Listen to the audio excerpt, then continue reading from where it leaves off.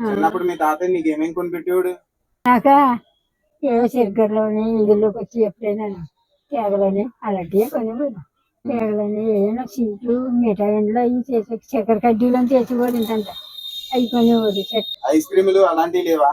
Ice క్రీములు లేవు అప్పుడు, లేవు ఈ తర్వాతే వచ్చినాయి. బొమ్మలు ఉండేవా?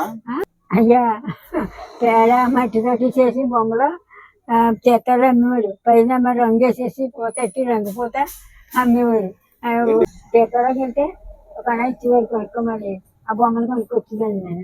ఏమన్నా కొనుక్కునేదాన్ని కదా, ఒక అన్న ఇచ్చాను చెత్తలోకి వెళ్తే. తీర్థంలో ఏముండి తీర్థంలోనే తీర్థాలు ఉండి ఇలాగే మిఠాయి అట్టుపళ్ళని చక్కెరపల్లిలని జంతువులని మిఠాయి ఉండి మిఠాయి పునుకులు వాళ్ళు కూడా అమ్మేవారు. అప్పుడు పునుకులు వాళ్ళు వేసి అమ్మేవారు. జంతువులు గురుగులు జంతువులు వేసి అమ్మేవారు. అప్పుడు కారపూస అది అమ్మేవారులే. కారపూస కారబుండి ఇవి అమ్మేవారు.